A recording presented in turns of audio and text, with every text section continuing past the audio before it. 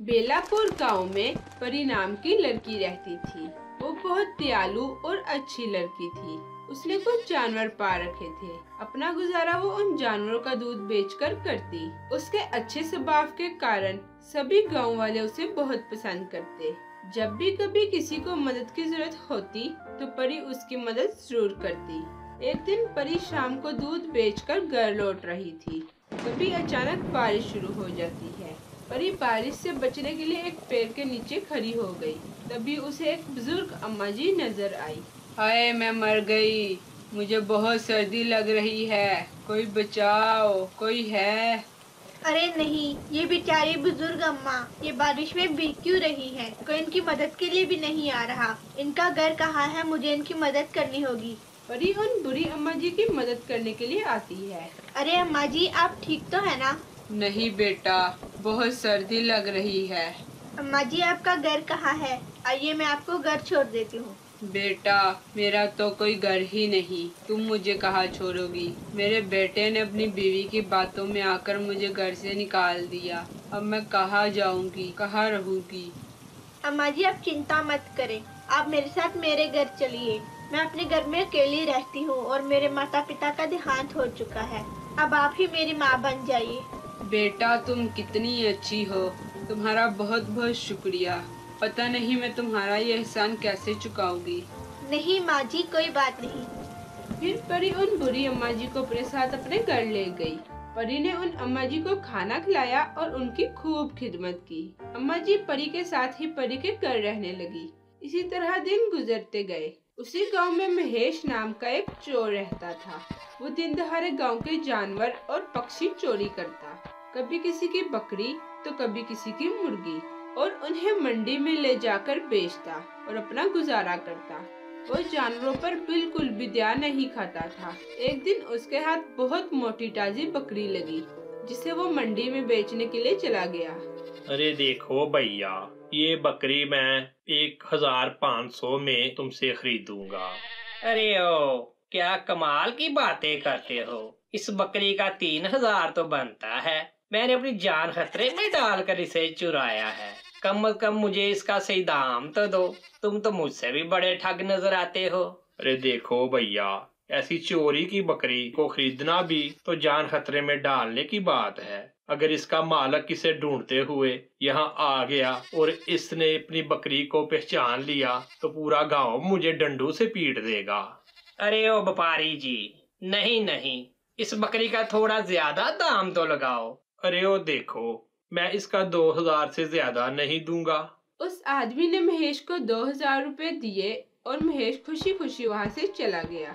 अरे वाह, इसे बोलते हैं ना कोई काम ना मेहनत, बस थोड़ा सा दिमाग और हाथ की सफाई दिखानी होती है और हजारों में कमाई बनती है। इन पैसों से महेश ने एक हफ्ते तक खूब अय्याशी की। अब उसके पास पैसे खत्म हो चुके थे। वो दोबारा निकल पड़ा नए शिकार की खोज में। कई घंटे गुजर गए, मगर महेश को एक भी जानवर चोरी के लिए नहीं मिला। अरे ओ, आज तो दिन ही मनहूस है। इतने घंटे बीत गए, अभी तक एक भी जानवर नहीं मिला। थोड़ा और ढूंढ लेता हूँ, क्या पता किसकी किस्मत हार जाए और जानवर मिल जाए। जानवर की खोज करते करते महेश परी के घर तक आ पहुंचा। वहाँ उसे परी का एक बकरा नजर आया। अरे वाह, यहाँ तो कोई भी नहीं है। इतना मोटा ताजा बकरा, मैं आज इसे ही चोरी करता हूँ। मेरे तो वारे न्यारे हो गए। उसने ताजी हरी घास ली और घास दिखाकर बकरे को अपने साथ ले जाने लगा। अरे चल चल मेरे दोस्त, मेरे साथ चल। देख, मैंने तुम्हारा ब्याह एक बकरी से करवाना है और अच्छी और हरी घास भी खिलाऊंगा। चल मेरे साथ चल। वो बकरा घास का पीछा करने लगा। तभी वहाँ पर परी आ जाती है। अरे, ये क्या कर रहे हो? मेरे बकरे को कहाँ ले जा रहे हो तुम? अबे ओ लड़की, तुम कहाँ से आ गई? ये बकरा तो मुझे मिला है। ये गलियों में भटक रहा था, ये मेरा बकरा है। अरे भैया जी, ये मेरा बकरा है, इसे मत लेकर जाओ। तुम लड़की हो, मैं तुम्हारी इज्जत करता हूँ। चुपचाप बकरे को छोड़कर चली जा। ये मेरा बकरा है, ये मुझे मिला है। इस तरह ये मेरा हुआ ना? नहीं, ये मेरा बकरा है। तभी वहाँ पर वो बुरी अम्मा जी आ गई। परी बेटा, क्या हुआ? अम्मा जी, ये मेरा बकरा है। ये आदमी इसको यहाँ से चोरी करके ले जा रहा है। अरे ओ औरतों, ये बकरा मेरा है। मैं बार बार कह रहा हूँ ये मुझे मिला है। दे दे, ये बकरा परी को वापस दे दे। अरे वाह माँ जी, मैं क्यों तेरी बात मानूं? मैं अपने बकरे से हाथ धो बैठूं तेरी बात मानकर। ये ऐसे ही नहीं मिला मुझे। तो तुम ऐसे नहीं मानोगे? अरे ओ माँ जी, मुझे ऐसे मत धमकाओ। मैं ऐसे क्या वैसे भी नहीं मानूंगा। मैं अपना सारा दिन घाटे में नहीं जाने दूंगा। ये बकरा लेकर ही जाऊंगा। अच्छा बच्चू, अंतर छंतर बकरे का मंतर, ये आदमी बकरा बन जाए।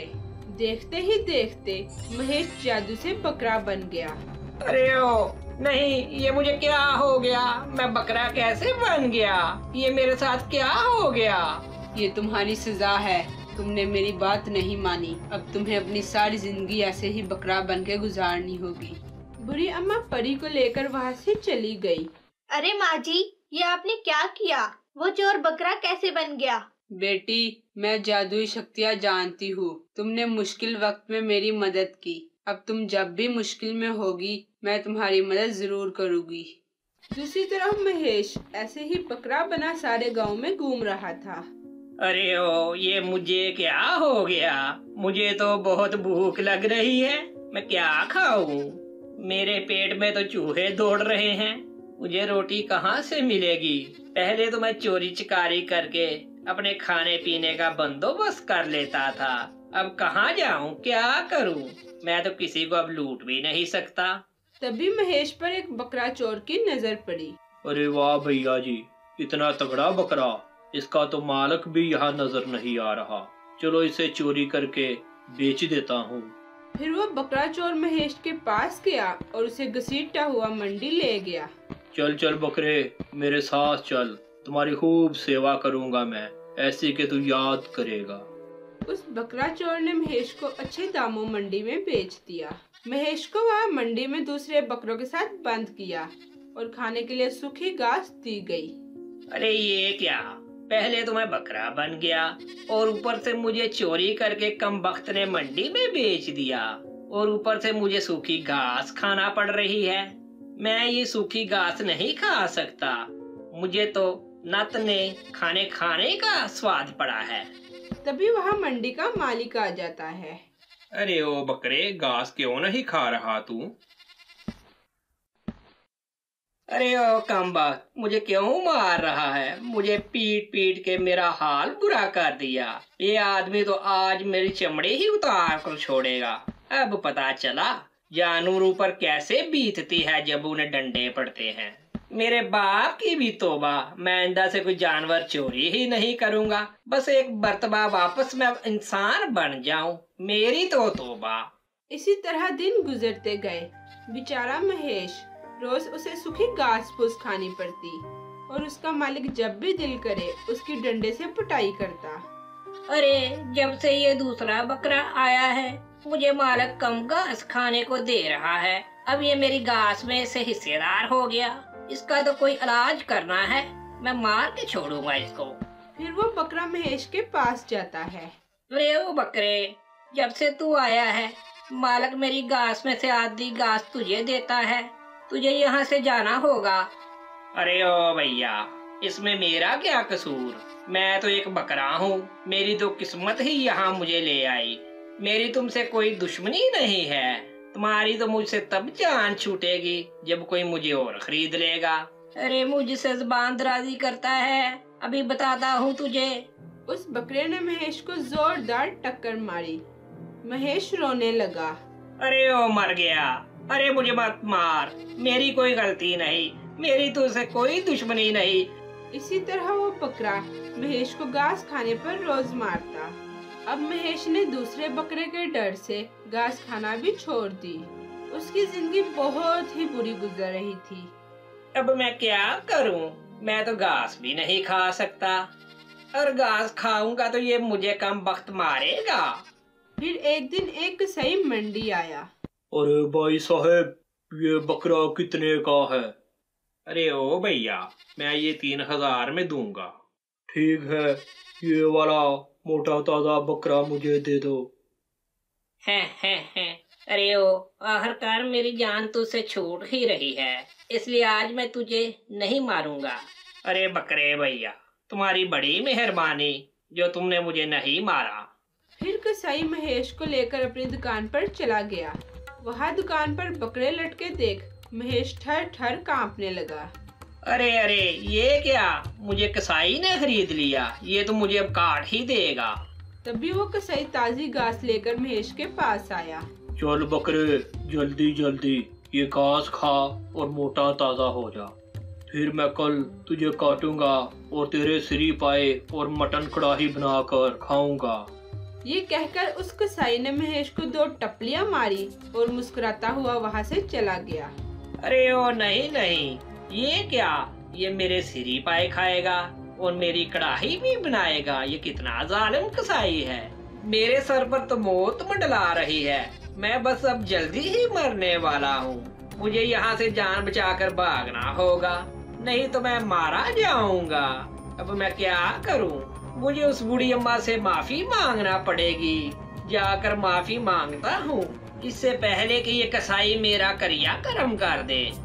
जैसे ही रात हुई और कसाई अपनी दुकान बंद करके चला गया, महेश ने अपनी रस्सी तोड़ने के लिए जोर लगाना शुरू किया। महेश ने थोड़ी सी ही देर में अपनी रस्सी तोड़ ली। महेश बुढ़ी अम्मा और परी के घर की तरफ चल पड़ा। तभी उसने देखा कि सामने से एक बैल भागता हुआ आ रहा है। उस बैल ने महेश को जोरदार टक्कर मारकर छट्टी का दूध याद दिला दिया, जिससे वो बुरी तरह जख्मी हो गया। लो मैं मर गया, मार दिया, मुझे बैल ने मार दिया, बहुत दर्द हो रही है, कोई तो मुझे बचाए, कोई मेरी मदद करे। अबे देखो, मुझे जल्दी से बुढ़ी अम्मा के पास जाना होगा, नहीं तो आज मेरी जिंदगी का आखिरी दिन है। मुझे तो लगता है मुझे फरिश्ते नजर आ रहे हैं। महेश बड़ी मुश्किल से परी के घर तक पहुंच गया। अरे ओ बुढ़ी अम्मा, बाहर आओ, मुझे देखो, मुझे माफ कर दो। ये देखो मेरा क्या हाल हो गया, मेरे साथ बहुत अन्याय हुआ है। महेश की आवाज सुनकर परी और बुढ़ी अम्मा जी बाहर आते हैं। अरे ओ माँ जी, मैं वही बकरा चोर हूँ जिसे आपने बकरा बना दिया था। इस दिन से मैं बकरा ही बना हुआ हूँ और दर दर की ठोकरें खा रहा हूँ। मुझ पर बहुत जुल्म हुए। देखो, मुझे अपनी गलती का एहसास हो गया है। मैं इधर कभी कोई जानवर चोरी नहीं करूँगा। अरे ओ माँ जी, मुझे बस एक मर्तबा माफ कर दो। देखो, मेरी जिंदगी खत्म होने वाली है, मुझे माफ कर दो ना अम्मा जी। अरे ओ परी बहन, मैं वादा करता हूँ मैं जिंदगी में किसी को दुख नहीं दूंगा। मुझे जानवरों की दर्द का पता चल गया है, मुझे माफ कर दो, मुझे किसी तरह इंसान बना दो।